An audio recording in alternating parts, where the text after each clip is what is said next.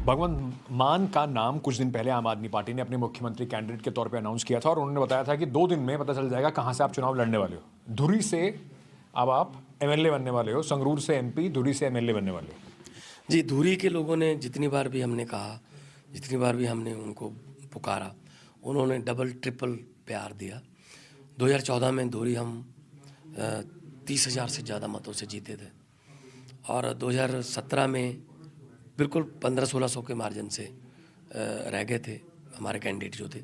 2019 में फिर 30,000 से जीते, क्योंकि वहाँ एमएलए जो हैं उनकी जो इमेज है वो बहुत जो है उनके करप्शन के इल्ज़ाम लगे, तो लोगों ने उनके एमएलए को अपने को ये बता दिया कि ऐसा नहीं होता कि अगर हमने आपको जिता दिया और आप अपना घर भरने लगे कि हम आपके साथ ही रहेंगे। पर भगवंत बाजी, लोग कहेंगे कि संगरूर क्योंकि आप 2 बार जीत चुके हो तो सेफ सीट पे चले गए भगवंत बाजी। नहीं, कोई भी सीट सेफ नहीं है यहाँ। कोई भी सीट ऐसी नहीं है कि ये सेफ है। तो पार्टी ने कहा कि धुरी से लड़ना है, संगरूर से, क्योंकि मैं 2 बार रिप्रेजेंट कर चुका हूँ संगरूर को पार्लियामेंट में। तो धुरी मेरे लिए ऐसा नहीं है कि मैं कागज़ भरूंगा और जीत जाऊंगा। मैं लोगों के पास जाऊंगा, मैं धुरी के हर एक कले कले गाँव को जानता हूँ। एमपी लैड से हमने बहुत डेवलपमेंट वहाँ करवाई है, करवाई तो 9 की 9 सिस्टम है, लेकिन धुरी वाले जरा हटके और अलग से ही प्यार करते हैं। 12 में भी वहाँ से कांग्रेस जीती थी, 17 में भी कांग्रेस जीती थी, तो आसान तो नहीं होगा। मैं आपको कह रहा हूँ कि कोई भी सीट आसान नहीं है। क्या ये मेरी जो सीट है वो बंद नहीं जाओगे आप, क्योंकि आपको सीएम फेस हो, पूरे पंजाब में आपको करनी कैंपेन करनी है। अब आप क्योंकि चुनाव लड़ोगे तो बंद नहीं जाओगे आप। अरे मेरे लिए लोग चुनाव लड़ते हैं ना। मेरे लिए धुरी में जहाँ भी जाएंगे, हमारे लिए पार्टी के लिए लोग लड़ते हैं। हमारे धुरी का बहुत अच्छा संगठन है।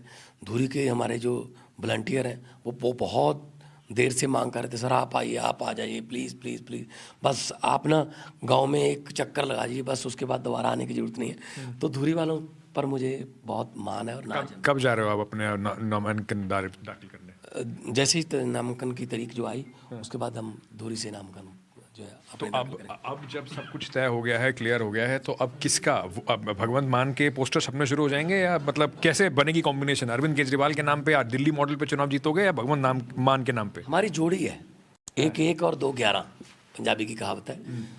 तो केजरीवाल साहब को बहुत प्यार करते हैं लोग और मुझे भी वो दिल से चाहते हैं। तो ये कॉम्बिनेशन हो गया सोने पर सुहागा।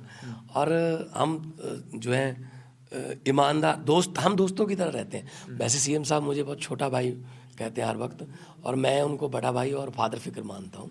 जब भी कोई सलाह लेनी होती है मैं लेता हूँ। और ये जोड़ी जो है ना, जिन लोगों को पसंद आ रही है। और दूसरी तरफ सिद्धू और चन्नी की जोड़ी है, जिसने चन्नी ने कुछ और कहना होता है, सिद्धू ने कुछ और कहना होता है। जो चन्नी ने कहा सिद्धू ने विरोध करना होता है, जो सिद्धू ने कहा चन्नी ने, तो इनकी आपस में नहीं बनती। तो हमारे बहुत प्यार है आपस में अरविंद जी के साथ। तो चॉइस पंजाब के लोगों के लिए है अरविंद केजरीवाल और भगवंत मान, और दूसरी तरफ चन्नी सिद्धू।